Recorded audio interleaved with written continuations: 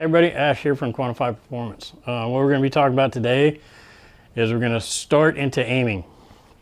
In the other video I talked about some gross aiming, some macro aiming. Those are not the right words for it. It doesn't matter. Going to be getting deep into that. But basically I wanted to start here. We're still talking about some position stuff. We're still going to be working through that. But there's some points that are happening right here in the shot process that have to do with aiming, even though in my overall process, if you watched all the videos, I'm still building a position, okay? So I wanted to hit on those to get you guys basically applying that where it falls into that shot process. Remember, this whole series is on shot process development, and there's some things that I don't want to wait for, okay? I don't want to build a whole position and then get in here and get solid on the gun and then realize that I have to aim, okay? I don't want to be there, right? So basically that's what we're going to be getting into. So I'm here with the Modern Armory upper on the Knight's lower.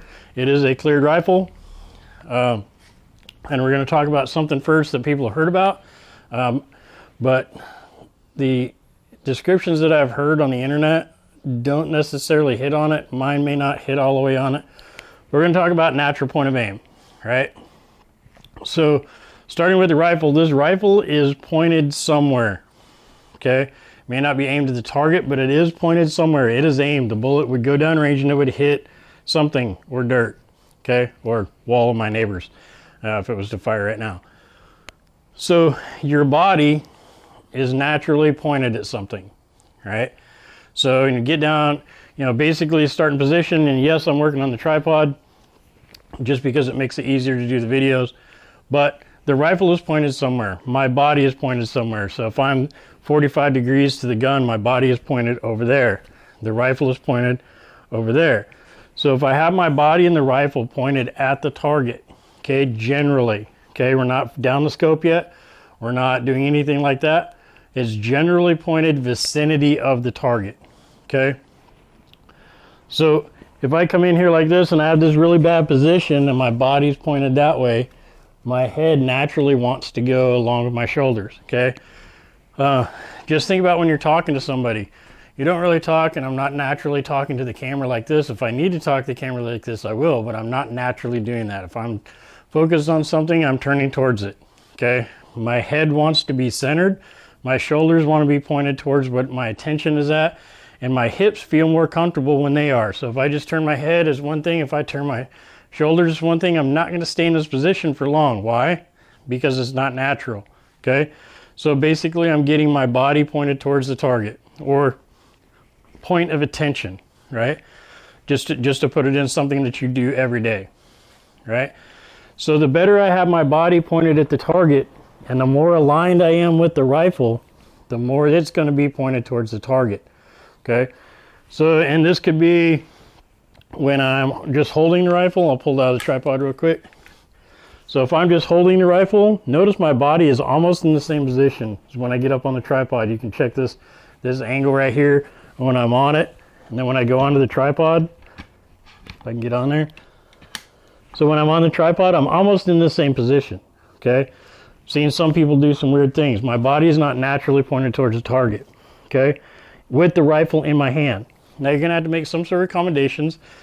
That's the whole building position, and if I have a pistol, it's one thing, but I still want to have my head centered and my shoulders pointed towards the target and my hips.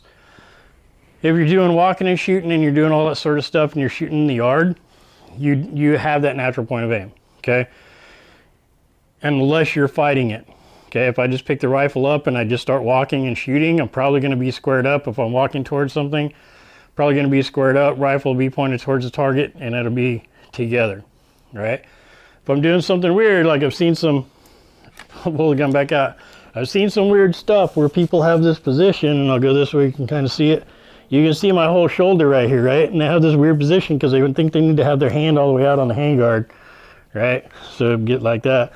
So they're like, yeah. But if they start walking, when they have that position, they're all goofy like that, they walk at a 45-degree angle, okay? They don't walk towards the target. When I have everything pointed towards the target, so if I'm pointed here, and yes, there's a gun pointed at the camera, My whole body is easy, straight movements. It's not weird, getting an elbow out, all that sort of stuff, okay? So I want that position to match the best that I can when I'm doing something from a tripod or from a barricade. Because if this is a barricade and I just set it on there, I want to be leaning straight into the barricade. I want to be pointed with that rifle, okay? So yeah, see how this is starting to sound like a position video, but I'm actually talking about aiming the gun, okay? Because the gun's going to get, if I do that correctly, then the gun is going to be close to where I need to see that target or general vicinity of that target, right? If you have multiple targets, there's a couple different schools of thought, right? I want to build my position on multiple targets. I try to build for the hardest spot, hardest target, okay? Especially when we talk about precision or something like that.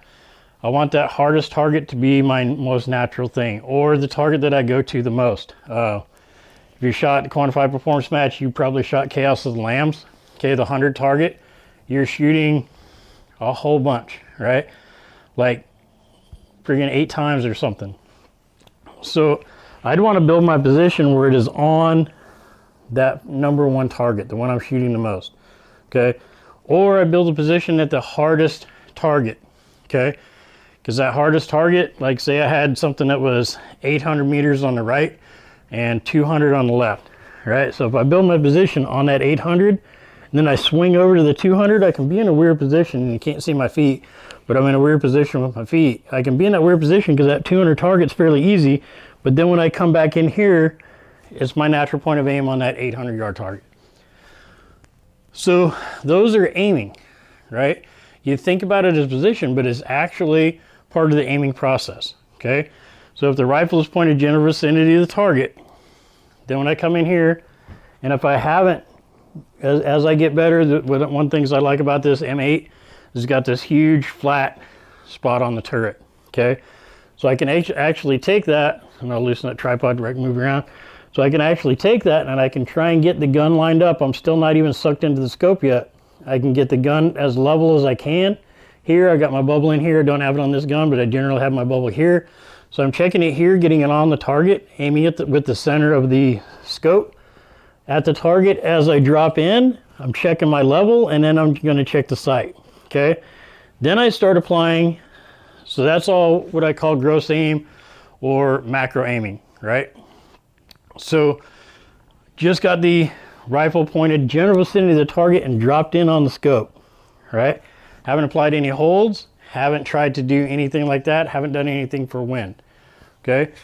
So as I get in here, then I bring the center onto the center dot onto the target, and then I apply my elevation and my windage, right?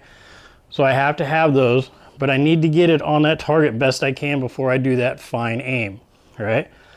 Also, while I'm there, as part of my shot process, I'm checking stability, right? I'll loosen this up again, right? You can see that it's rolling pretty good in this ball.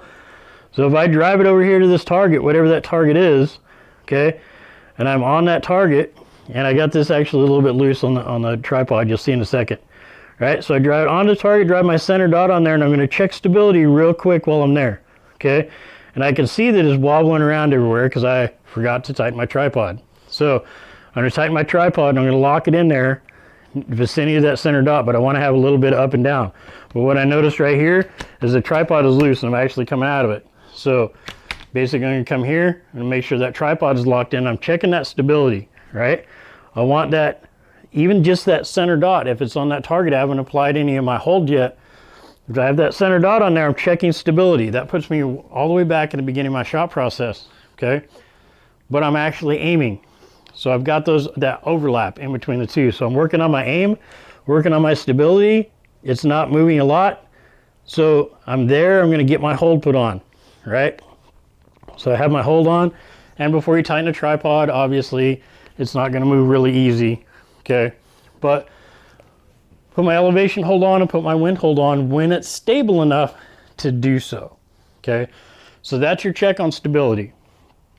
And we've incorporated some of the aim, because if I have my 1.2 mils or my 4.5 mils or whatever it is, and 2 wind dots, if I have that and I've got that hold on there, I pretty much aimed as much as I need to aim, right? But that is finishing the first step, what we call the first step stability. Finishing the first step is finishing with aiming. Okay, so they're tied together, and that's where a lot of people mess up, because they get in here and their position is really wobbly, and they get in here and they're trying to aim, and I need to hold 1.2. That's where the bullet's going to go, is 1.2 mils. Not even talking about wind. I need to aim 1.2, but the gun's doing this, and I'm watching, and everything's doing this. So how am I going to do a 1.2 hold with the gun moving this much? Okay. So, but what they do, they're already aiming, right? They're in their fundamentals. They've already passed steady position, and now they're on to, you know, their aim, and now they're going to do a good trigger press. So tell me, if the gun is doing this, and this is exaggerated, if I have the best trigger press in the world, am I going to hit that target? Nope, right? But if I have this gun locked in, and I'm not even touching it, and I'm here, and I'm not even touching it, and it's staying on target, and I've got my aim, but my aim is wrong. Say I put 1.5 on it and 1.2, and I shoot. Am I going to necessarily hit that target? No. Right, so going to start keeping these short, well, shortish. It's already at 11 minutes. So, but that is where we're introducing aim into it, and they're going to do it in the next video. Is going to be a little bit different. There's going to be a lot of pictures, and it's going to be a voiceover, because we're going to be talking about that finer aim, right? But it ties together: stability, aim. Okay, our two truths that we need to do is we need to properly point the rifle, aiming, okay, and fire the rifle weapon, firearm, pistol, whatever you want to call it, without moving it, right? So thanks everybody, appreciate you hanging out, and we'll see how this turns out.